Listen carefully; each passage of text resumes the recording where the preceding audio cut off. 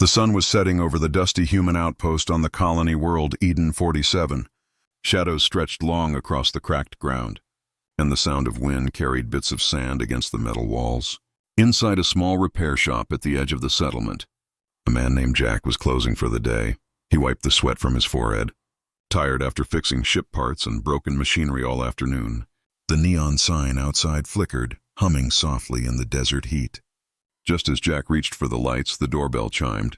He sighed, thinking it was another late customer, but when he turned around, he froze. Standing in the doorway was not a miner or a traveler. It was a small alien girl, barely reaching his waist, her skin a pale green shade that shimmered faintly under the light. Her hair was messy, red like burning copper. Tangled by wind and dust, she wore a torn pink dress, a gray cardigan far too big for her, and no shoes. In her tiny hands, she clutched a folded paper and a worn book pressed tightly to her chest. For a moment, neither spoke. Jack blinked, unsure if he was dreaming. The little girl looked scared, her big golden eyes darting around the room like she expected someone to shout at her. Then in a trembling voice, she whispered, "Excuse me, are you the mechanic?" Jack nodded slowly. "Yeah, that's me," he said carefully. "What are you doing out here, kid?" The girl stepped forward hesitantly and held out the folded paper. "My mom is sick," she said, her voice small but steady. "She said I should come instead." Jack took the paper and unfolded it. It was a work permit, half smudged, signed by someone named Mira Talon. He frowned, realizing it was for a cleaning job scheduled for the next day, the one he had asked for through the local colony board. He looked down at the girl again, who stood there waiting, her little toes curling against the dusty floor.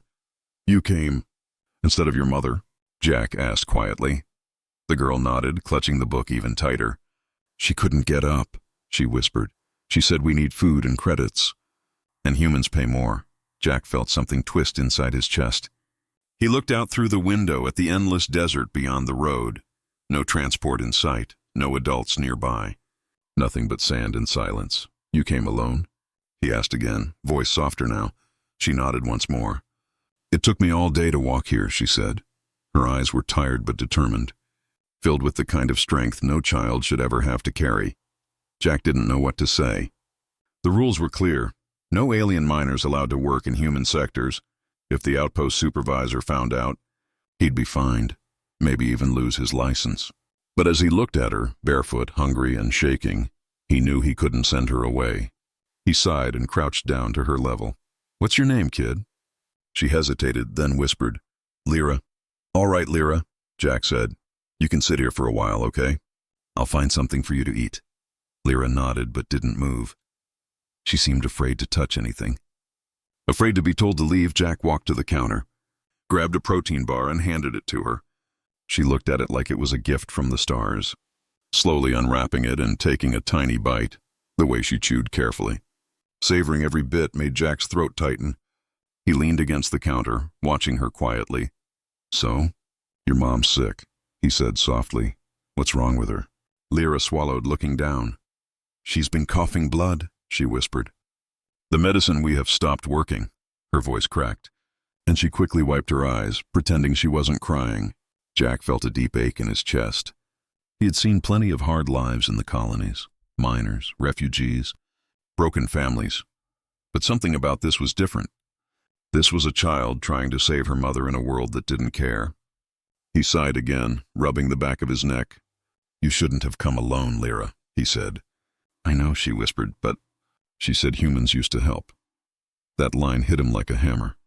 He didn't know whether to feel ashamed or proud of what she believed. As the evening wind picked up outside, dust swirled through the open door. Jack stood up and walked over, locking it before turning back to her. "All right," he said firmly. "You can stay here tonight."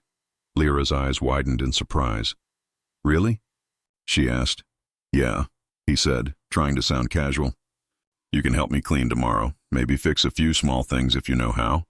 Her face lit up faintly, the first hint of a smile breaking through her tired expression. "I can fix small engines," she said quickly. "Mom taught me." Jack chuckled softly. "Guess I'll see that tomorrow then." He set up a blanket for her in the corner near the heater. As she curled up, clutching her mother's book tightly, Jack turned off the main lights.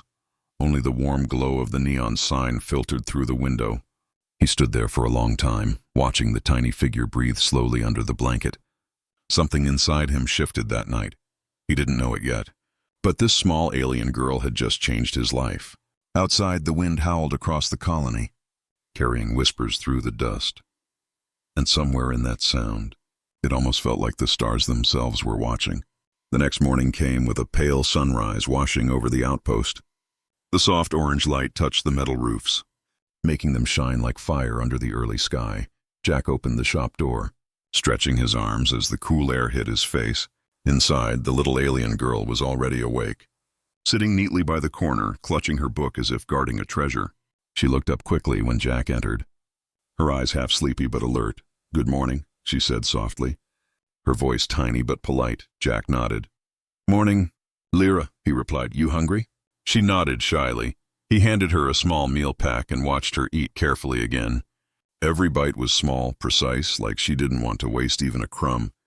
When she finished, she looked around the room, as if waiting for something to do. Jack smiled a little.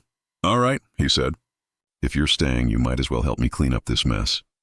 Her small face brightened, and she stood up quickly, almost tripping over the blanket. "Yes, sir," she said eagerly, her voice trembling a little with excitement. For the next hour, Jack watched her move around the shop. She was quiet, focused, and careful. She swept the dust, organized tools, and wiped the counters with slow, deliberate movements. Sometimes she hummed a little tune, something old and sweet. Maybe a song her mother used to sing. Jack couldn't help but smile. She reminded him of his own daughter, long gone with her mother after the separation years ago. That thought made his chest ache, but he pushed it away. Later that day, he gave her a small mechanical part, a broken engine valve, to test her skill. "Think you can fix this?" he asked, half teasing, half curious. Lyra studied it for a moment, turning it in her tiny hands. Then she took a small tool from the counter, adjusted the connector, and reattached the coil. The piece clicked into place perfectly. Jack's eyebrows rose in surprise. "Well, I'll be damned," he muttered under his breath. "You really can fix things." Lyra smiled shyly, her little fangs showing just a bit. "Mom taught me everything she knew," she said proudly. As the day went on, people came in and out of the outpost. Some human customers stopped at the door, staring at the sight of an alien child working inside. A few muttered under their breath. Jack heard one man whisper, "These aliens sending kids to steal jobs now?" He felt anger rise inside him, but stayed calm. When the man left, Jack turned to Lyra and said softly, "Don't listen to them," she nodded, though her shoulders slumped a little. "It's okay," she said. "They just don't know us."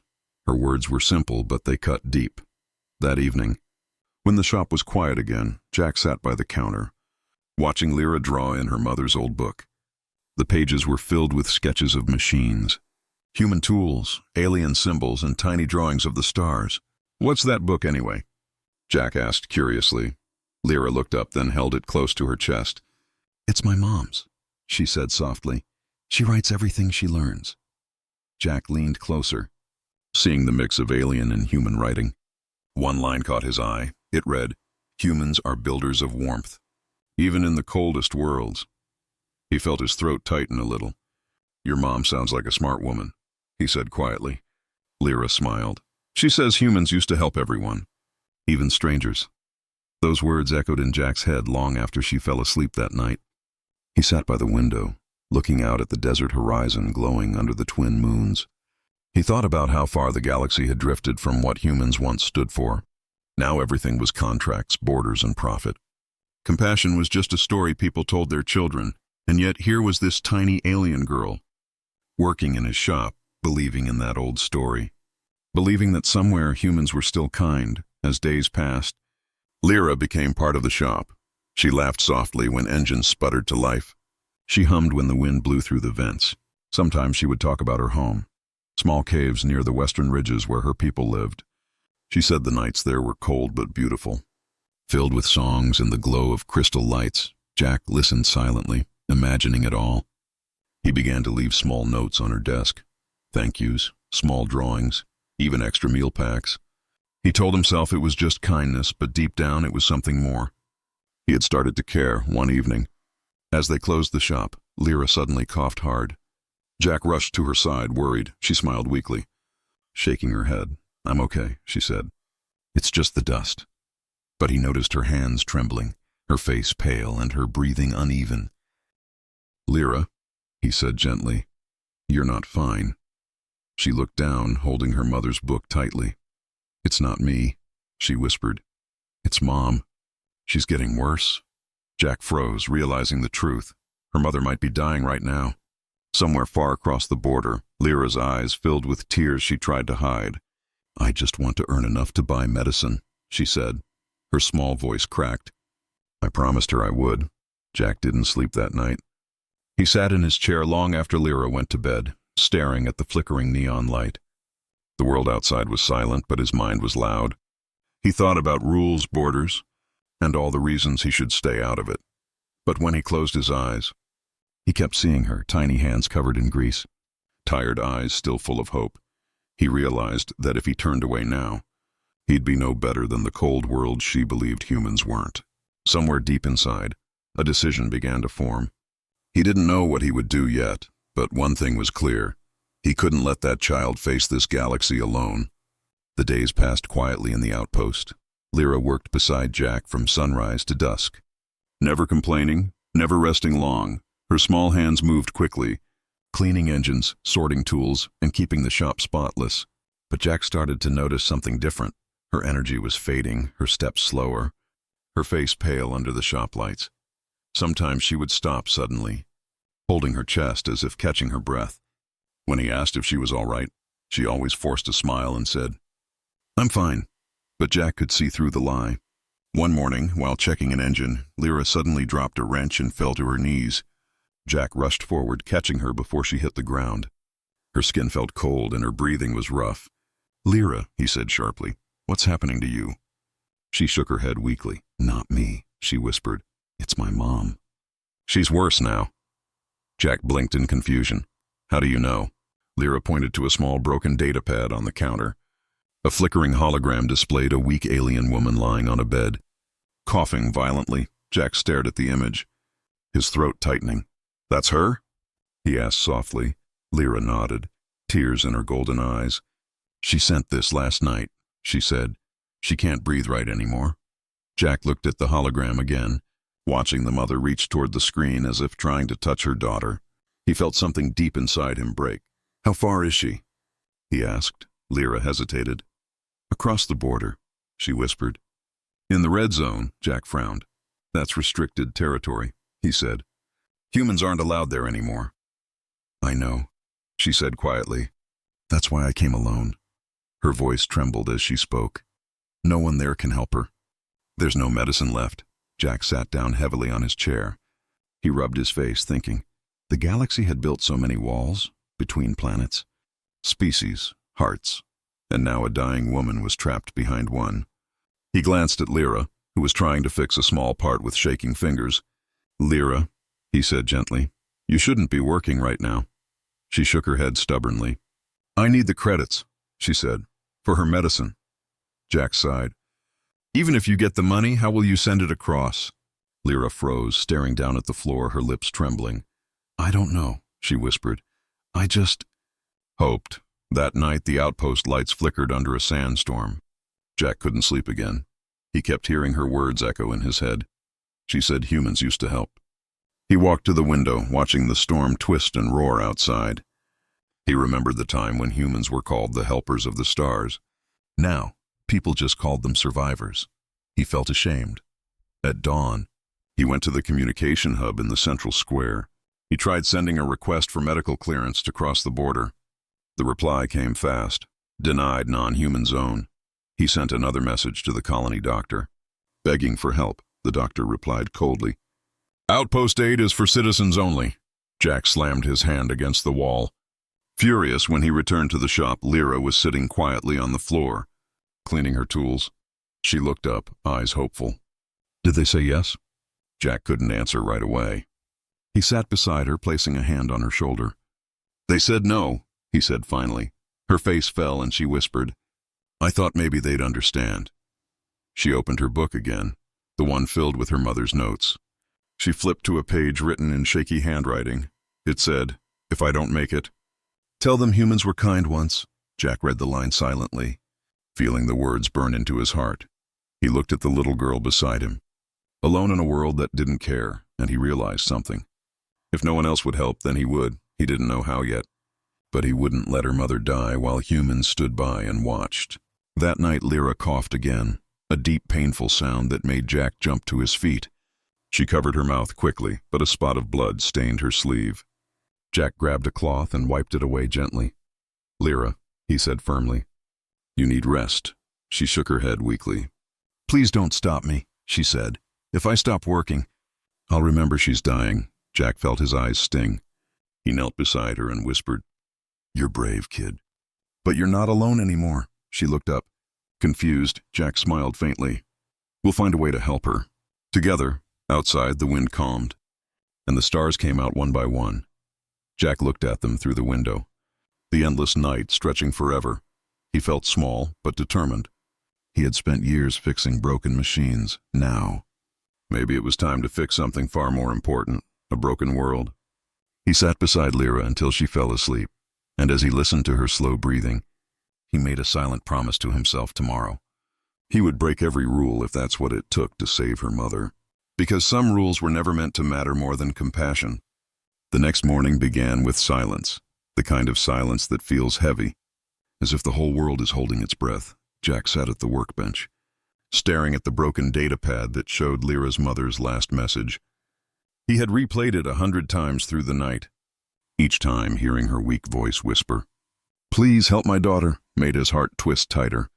Lyra was still asleep, curled up under the blanket near the heater. Her small face looked peaceful, but he could see the exhaustion even in her rest. He knew he couldn't wait anymore. Every moment wasted could be her mother's last, and he also knew no one else would do anything. Humans had stopped caring beyond their borders long ago, but Jack wasn't like the rest. He still remembered the stories of what it meant to be human. He stood up, grabbed his jacket, and walked to the back of the shop. There, covered with dust and old rags, sat an ancient cargo truck. It hadn't moved in years, but Jack knew it still had life in it. He started repairing it, tightening bolts, checking the energy cells, cleaning the filters. The engine coughed, hissed, and finally roared to life. The sound filled the room like thunder. Lyra woke up in shock, jumping to her feet. "Mr. Jack," she said, rubbing her eyes. "What are you doing?" Jack smiled faintly. "We're going to your mother," he said. Lyra blinked in confusion. "But the border?" she said quickly. "Humans can't go there," Jack shrugged. "Then I guess today. I'm not human enough for their rules." She stared at him, her golden eyes wide with disbelief. "Why would you risk it?" she whispered. Jack's face softened. "Because you reminded me who we used to be," he said. "And I'm tired of pretending we don't care." Within an hour, the old cargo truck rolled out of the outpost. The wind whipped against the windows. Carrying the heat of the desert, Lyra sat beside him. Holding her book tightly to her chest, she looked out the window, the endless dunes stretching like waves of fire. Jack drove fast, his hands firm on the wheel. Every mile felt heavier, every heartbeat louder. They both knew what would happen if the patrols caught them. Crossing into alien territory without clearance was a federal crime, but neither of them spoke of it. The first drone appeared just before sunset, a black sphere in the sky, scanning beams flashing blue. Jack cursed under his breath and pushed the engine harder. The truck bounced over rocks, sand spraying behind them. Lyra clutched the seat, eyes wide. "Are they chasing us?" she asked. "Yeah," Jack said, voice steady but hard. "And we're not stopping." Blaster fire cracked in the distance, bright streaks cutting through the evening air. The truck shook as explosions hit the sand nearby. Lyra screamed, ducking down. Jack swerved sharply, kicking up a wall of dust. The drone lost visual and pulled back, its sensors blinded by the storm. They drove on through the chaos, the horizon glowing red with fading sunlight. When they finally stopped, both were shaking. Covered in sweat and sand, Jack stepped out, breathing heavily. The desert stretched endlessly, but in the far distance, he saw faint lights, the alien settlement. Hidden deep within the canyons. "We made it this far," he said, turning to her with a tired smile. Lyra looked at him, tears shining in her eyes. "You didn't have to do this," she whispered. Jack knelt down beside her, resting a hand on her shoulder. "Yes, I did," he said softly, "because when everyone else looks away, Someone has to step forward. She nodded slowly, her little hands trembling. You're not like the others, she said. Jack smiled faintly. Maybe I used to be, he said, but not anymore. As night fell, they reached the edge of the canyon. The alien camp came into view, small dim lights glowing under makeshift tents. Figures moved slowly in the shadows, thin and weary, when they saw the human truck approach. Murmurs filled the air. Some pointed, others backed away in fear. Jack stopped the engine and stepped out slowly, raising his hands. I'm not here to fight, he said loudly. I brought someone home. The crowd parted, and an older alien stepped forward, his face marked with age and suspicion. Why would a human come here? He asked. Jack turned to the truck and helped Lyra down. The moment her feet touched the sand, her voice broke. Mom, she cried, running toward a small tent at the center.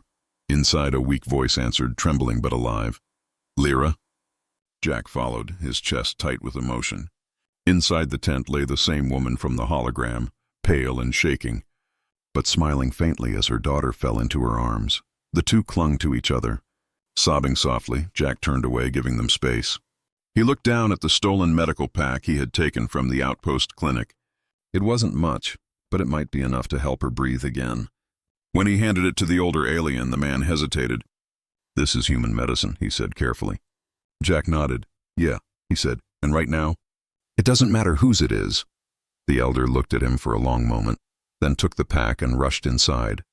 Jack stood outside under the alien sky, exhausted but relieved. He could hear faint voices from the tent. Lyra's soft laughter mixed with her mother's tears. For the first time in years, Jack felt peace. He had crossed every line, broken every rule, but it finally felt right, as the night wind brushed against him, carrying the scent of strange flowers. Jack looked up at the stars, whispering to himself, Guess humans can still do the right thing after all. And in that quiet alien valley, surrounded by a people who once feared his kind, he felt something return to him. Something he thought humanity had lost long ago, compassion. The first light of dawn touched the alien canyon softly. Thin golden rays spread over the camp, lighting up tents and pale faces waking to a new day. The desert wind was calm, carrying the scent of sand and life. Jack sat near the old truck, staring at the horizon. His eyes heavy with exhaustion, he had not slept the whole night, listening to the faint sounds from the tent where Lyra and her mother rested. When the flap opened, Lyra stepped out slowly, her eyes shining brighter than the sunrise. She's awake, she whispered with trembling joy. Jack stood quickly, heart pounding. Your mom? He asked. Lyra nodded, smiling wide. She can breathe again, she said softly. She's going to live. For a moment, Jack couldn't speak. He just stood there, staring at the little girl who had once walked into his shop with nothing but hope. Now that same hope had worked a miracle. He followed her inside the tent. Lyra's mother lay weak but alive, color returning to her cheeks. Her voice was soft but warm when she said, You must be the human who helped my daughter. Jack rubbed the back of his neck awkwardly. Just did what anyone should, he said quietly. The woman smiled faintly. Not anyone would, she whispered. You crossed the border for us. Jack shook his head. No, ma'am, he said. I just followed where decency led. Lyra stood beside him, holding his hand tightly. Her small fingers gripped his calloused palm as if she was afraid to let go. Her mother reached out weakly, touching his other hand. You've given me back my child, she said. I can never repay that. Jack swallowed hard, trying not to show emotion. You don't owe me anything, he said. Just take care of her. Outside, the alien villagers gathered around quietly, watching the scene unfold. They whispered among themselves about the human who had broken the laws to save one of them. Some bowed their heads in respect. Others stepped closer and offered small tokens. Water, food, cloth. The elder from before approached Jack. You risked everything, the old alien said. Why? Jack looked at the crowd, then at Lyra and her mother. He took a slow breath and said, Because somewhere along the way, humans forgot who we were. He looked toward the rising sun, his voice steady. Maybe it's time to remember. The elder nodded slowly, eyes filled with understanding. He placed a hand over his chest, the alien sign of gratitude. Then you are welcome here, he said. Those words carried through the camp like a soft wind. Jack didn't expect forgiveness or reward, but the acceptance in their eyes was enough. For the first time in years, he felt like he belonged somewhere again. Lyra ran up to him suddenly, her face glowing. "Mom says you saved 2 lives," she said proudly. "Hers and mine." Jack chuckled softly, his tired smile full of warmth. "No, kid," he said, kneeling down so their eyes met. "You saved mine," she blinked, confused. "How?" "Because," Jack said gently, "you reminded me what it means to be human." Lyra's small arms wrapped around his neck, hugging him tightly.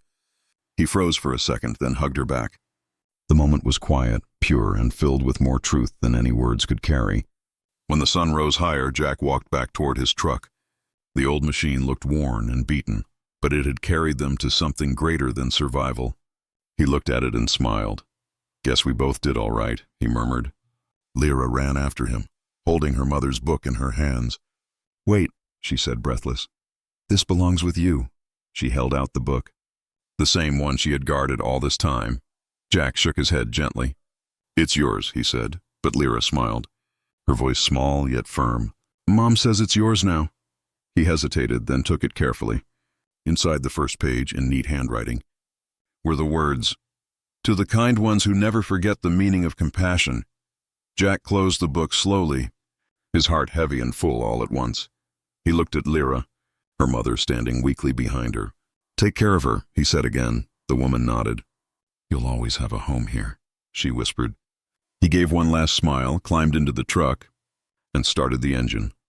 As the wheels turned over the sand, Lyra waved until he disappeared into the horizon. Back at the outpost, rumors spread quickly. Some said a human smuggler had crossed the forbidden border. Others said an old mechanic had saved an alien family, but the truth was simpler. It was just one man who remembered what kindness looked like. Weeks later, Jack sat again in his small shop. The neon sign buzzing faintly, on his desk lay the book Lyra had given him. Open to a blank page, he picked up a pen and wrote slowly. Sometimes it takes a child to remind a man that humanity is not a word. It's a choice. He smiled faintly and leaned back, listening to the desert wind outside. Somewhere out there, a little alien girl was laughing again, her mother alive because he dared to care. And for the first time in a long while, Jack felt proud to be human. Outside, the sun burned across the endless sky of Eden 47, and as the light touched the colony walls, it carried a silent message to the stars. That kindness, once forgotten, had finally returned home.